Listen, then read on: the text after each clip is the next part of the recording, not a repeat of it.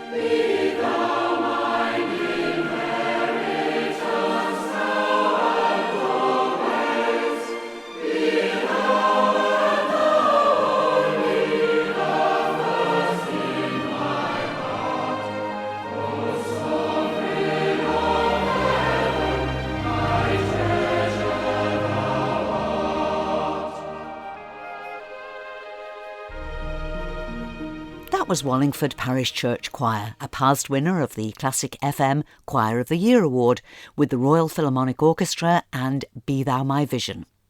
Well, when Christian Aid's Isle of Man representative Louise Whiteleg took a self-funded trip to Burundi just exactly a year ago, she came back with a very clear vision. Burundi is one of the world's poorest countries, but it has perfect conditions for beekeeping. But the people lack the skills to help them make the most of this opportunity to produce honey not only to supplement their poor diet, but also to make sufficient honey and wax to sell. This is work that women can do and want to do, but in Burundi they're not given the training opportunities until now. Nearly a year of preparation came to a head earlier this week as local beekeeping expert 85-year-old Harry Owens headed off to Burundi to share his skills with the women and young people.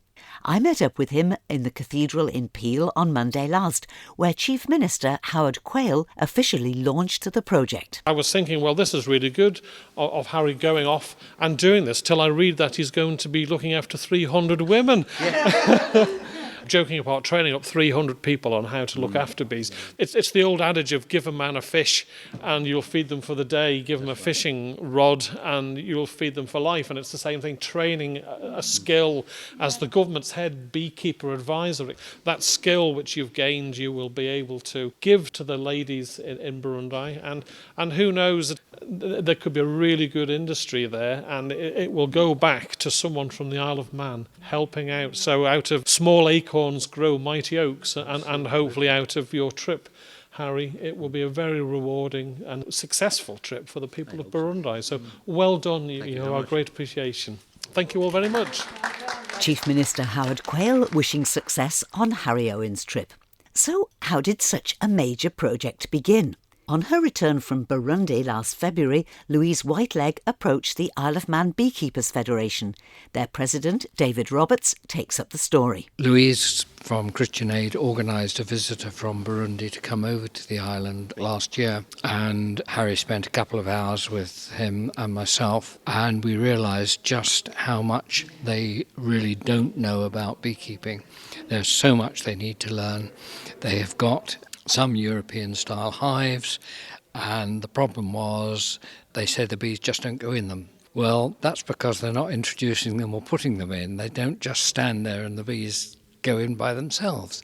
They have to be introduced very carefully and transferred from their traditional African log-style hives into European-style hives. But two of the pieces of equipment we sent out are honey presses. In the Isle of Man and generally in Europe, we use a honey extractor, which centrifugally extracts the honey from the frames. A honey press can be used with honey that's scavenged, literally scavenged from an African-style hive. It's taken out in handfuls, and then it can be pressed out. And they won't have been able to do this before, so they'll be able to produce honey where they haven't been able to produce it before, and that should be a big step forward for them. The Isle of Man Beekeepers Federation have been very excited, really, to get behind this project and support Harry. We have shipped out by air freight about £2,500 to £3,000 worth of beekeeping equipment, so that when he arrives, that will be split into two packets, one to go to the north of Burundi, one to go to the south of Burundi, two identical parcels of equipment. And he will demonstrate as far as he can how to reproduce this equipment using local materials. Hopefully they'll be able to make their own European-style hives.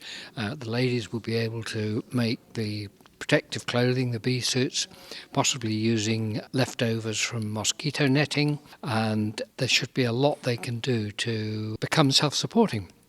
And that is the magic of this project. That's the magic. And in a few years' time, it'll be even more exciting to evaluate what Harry is going out to do now. Absolutely, yes, It's yes. really tremendous.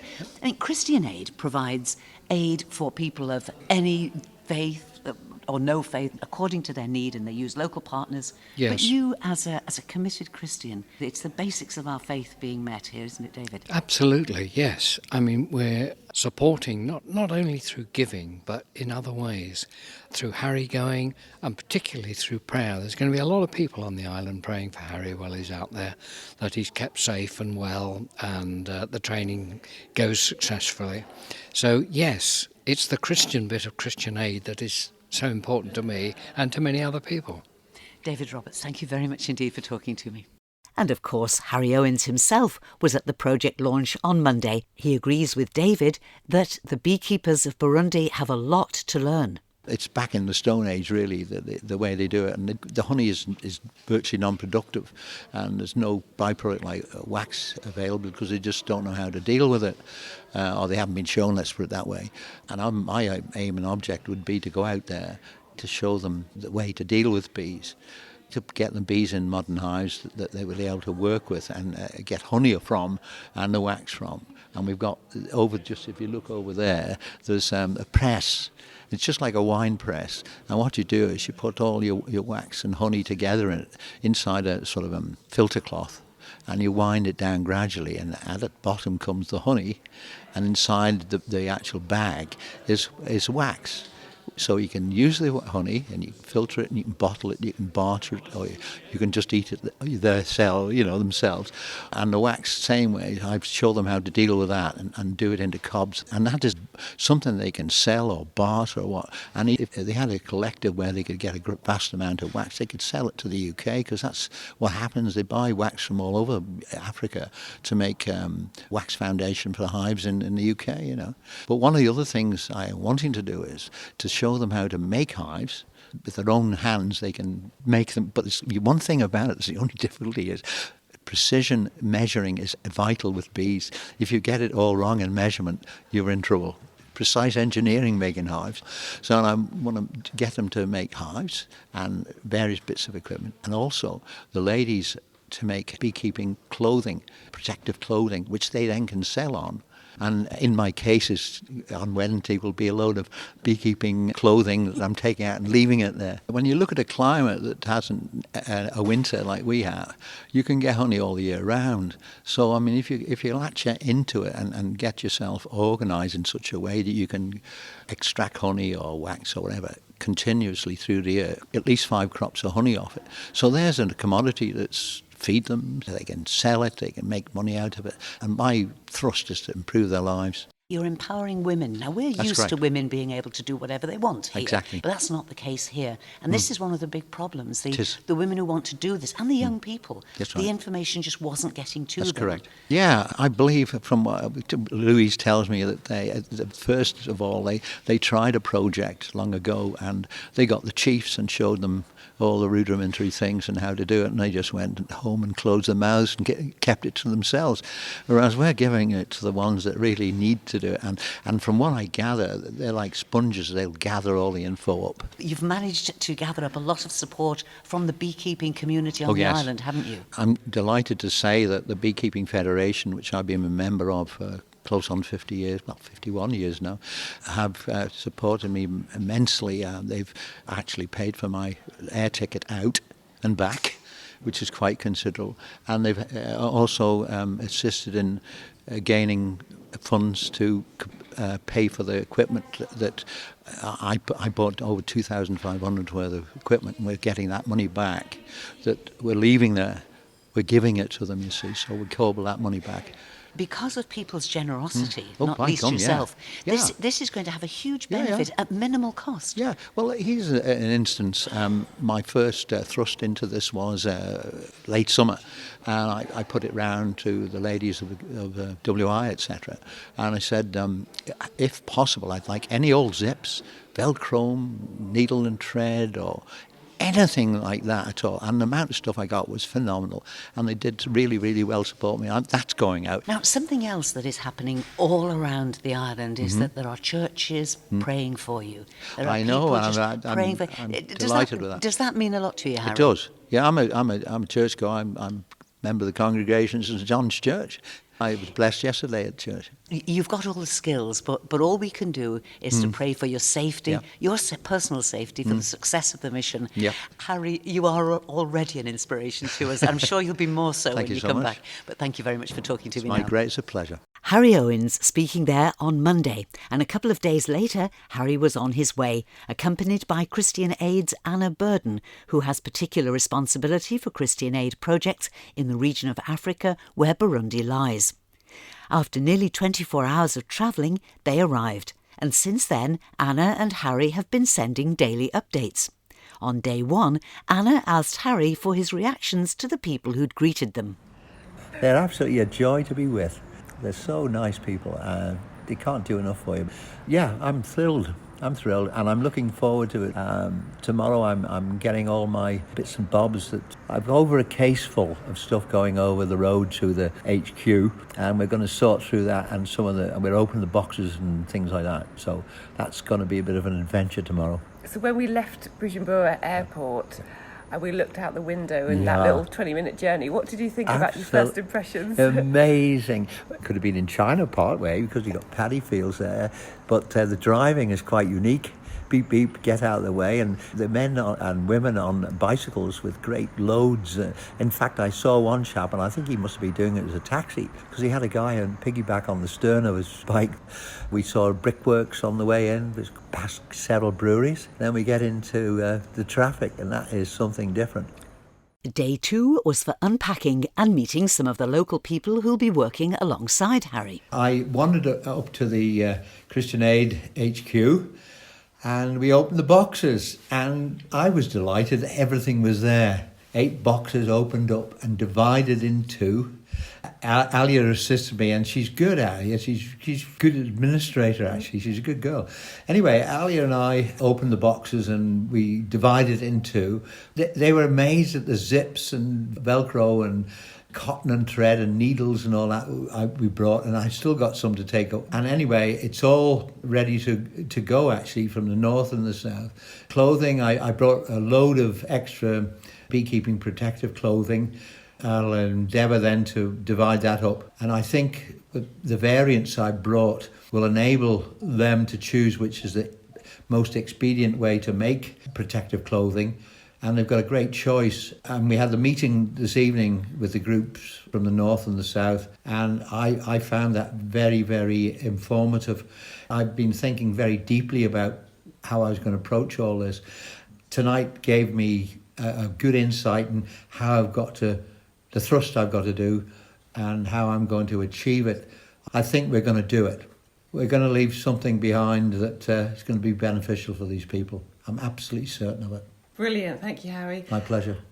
So a very positive end to day 2. Day 3 was a time for some sightseeing and some shopping, but also a day to be confronted by stark reminders of the reason that Harry is there. We went to the drummers, as you've obviously seen. It was absolutely incredible, and they treated us royally, and we had a little go at drumming. The males are only allowed to drum, by the way. It's against the way they do things. Ladies are not allowed to drum.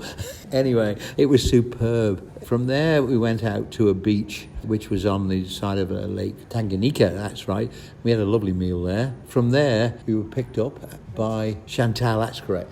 What a wonderful girl she is. And she took us around. We went to the markets. That is quite something. I've been to ones in North Africa. This is absolutely unbelievable. Anna actually got some dress material. I was intrigued with the bartering that went on. From there, we went down to see, we hoped, the hippos. We were told when we got there that they'd already gone, but not so. We saw too, but it was brilliant. We've had a heck of a good day, so diverse. We went to the zoo and saw crocodiles, chimpanzees, and all the necessary animals, snakes, what have you. And we also saw the men making goods out of wood, out of ebony actually, some of it. Several of us have purchases, and some tapestries from another market, and absolutely unbelievable and so cheap. We're now fully charged to take on the things we're expected to do in the future. We're focused, we're going to help them. Has there been any challenges or things that made you perhaps feel a bit sad or reflect a bit today? There was. Yeah, you're absolutely right, Anna. Today, as we were parked in places, the sadness of the poor girls begging with children on their backs, and very young children at that. And I really, really feel conscious of the fact that probably the children won't survive. You think about it, our kids go ill, and we've got the medication and everything in front of us. They've got nothing. All they can do is beg, and it's so sad. I was told that these women, and they're only girls with the children, come from outside of the hinterland and come here to work. And then they get pregnant, and then that's stymied. They can go nowhere. They have no finance to go back home. If the child dies, it's a different matter. But what a sad occasion that is to see them. And it would be lovely to be able to do something for them.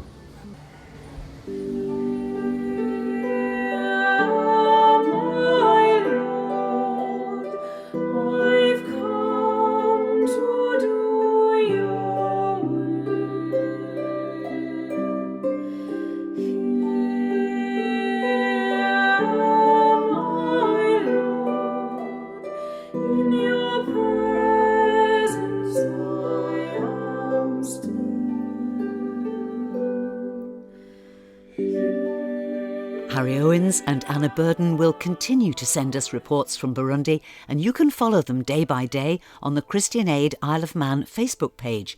And that's where you can also see a little video clip of Harry drumming, very skillfully I might add, with the other male drummers of Burundi. I'll put a link to the Facebook page on the Praise blog.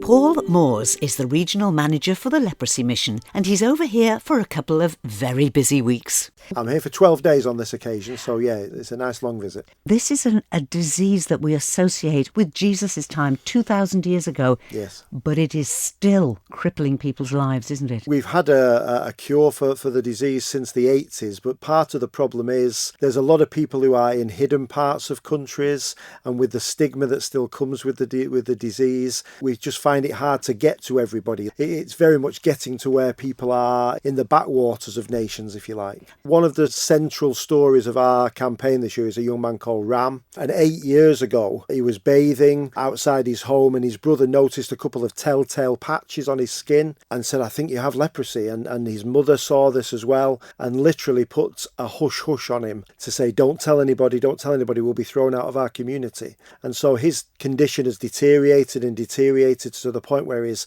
hands have sadly clawed, which they do with the condition. And he even got married 6 months ago, and his bride still doesn't know. But he's now come to Anandaban for treatment, and he's one of these hidden, scared people that we're wanting to reach. Now, we're going to talk about this remarkable hospital at Anandaban in Nepal. Before that, you were saying that Ram has the telltale signs. Tell us just very quickly what leprosy is. Is it infectious? Is it passed from one person to another? It's passed like the common cold. It's an airborne thing. Approximately 95% of the people on the planet could never catch it because our immune systems are too high. I think one of the myths about leprosy is that it can be passed on by touch. So it's a disease of poverty. Their immune system is low because they don't have a good diet. Absolutely. Our work is not just talking about the disease itself. It's talking about lifestyle. It's trying to get people to look at their diet, at their day-to-day lives as well, yeah. We see pictures of people who are really badly affected by this. And as you say, they have the clawed hands, but they've also lost limbs. It's a disease of anaesthesia, you know, when you have an anaesthetic and so you lose feeling.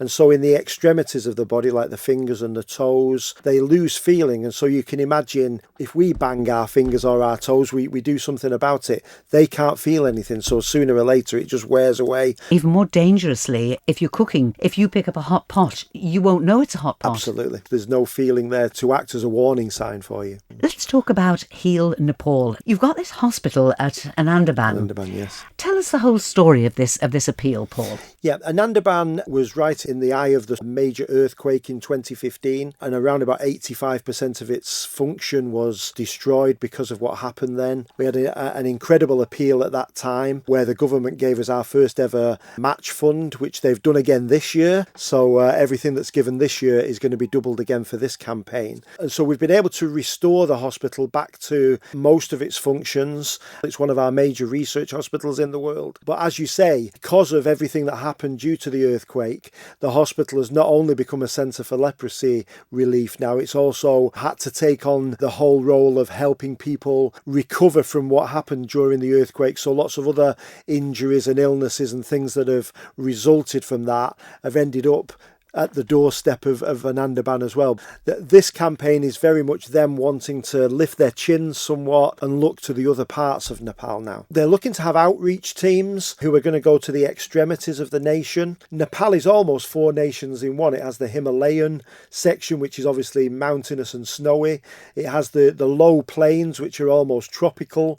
It has the area around Kathmandu, which is very wooded and foresty, and then some other rocky terrain. And so Anandaban wants to send outreach teams to where people are hidden, where people are lost, because they're just so hard to get to. The expertise that's there within Kathmandu, they're wanting to put into teams that can go into these outlying areas. We want to go and diagnose and help people that are on the extremities of society over there. They call it a beacon of light in the nation, and I think it's very much got that sort of role that it's there for people that have got all sorts of difficulties in life, both medical and spiritual, really. The people who do it with a heart for God, but it is offered to everybody of no Absolutely. faith and any faith at all. Absolutely. Obviously, Nepal isn't Christian as a nation, but the people that are treated there are treated with the love of God. The heartbeat of Anandaban is to let people know that they are loved by God, and whatever their faith is, whatever their beliefs are, the treatment, the care and love for people is wonderful at the hospital. Heal Nepal, this particular campaign, it runs until the end of April. 27th of April, where literally every penny that we raise in the UK and here on the Isle of Man, every penny that's raised will be matched by the government. Now, you've already had a couple of very successful events here on the island. You've had your quiz night and you've had a coffee morning just yesterday. But there's still time for people to organise things after they've had a chat with you, isn't there? Yeah. If there are any churches that would like us to get alongside them to help them in any fundraising way whatsoever, that would be wonderful. The thing that I noticed particularly about your fundraising is that you are very happy to receive stamps, used stamps, and anything else that's collectible, coins, matchboxes, cigarette cards, anything like that, and you turn those into money, and you turn them into really serious money, don't you? Yeah, we still have an incredible team down at Peterborough, our head office, who are regularly meeting with collectors and selling on the stamps and the coins and all of that. And yeah, it brings in a significant amount of money every year for us. And there are a couple of opportunities for people to meet you today. Later this morning, you're going to be in St Andrew's United Reformed Church on Glen Crutchery Road here in Douglas. Absolutely. That's a service starting at 10:30. And then this evening, you will be in the Baldwin Valley at St Luke's Church for their evening service at 6:30. A couple of fellowship evenings as well during the week. Tuesday evening at Trinity Methodist Church at Rosemount for their fellowship evening. That's a 7:30 start, is it? And then travelling to the north on Wednesday evening to Balaf Parish Church. And that again is an evening starting at 7:30, where I'm told on the best authority you'll be bringing cake. I will. There's a very good one-stop shop in Balaf. Is there? Right, okay. It's very close to the church. It is noted. Paul Moores, it's always a pleasure to talk to you. Thank you very much indeed for joining us today. It's been great, thank you. And that matched funding that Paul was talking about is provided by the UK government, but it will include all the donations that are made here on the Isle of Man to the Leprosy Mission. Thank you for listening to this week's Praise podcast. There's a new Praise podcast available every Sunday morning. You can subscribe for free on iTunes, Google Podcasts and Spotify via the Manx Radio smartphone app or at manxradio.com. So till we meet again, this is Judith saying thank you for your company, and I wish you and those you love every blessing in the days ahead.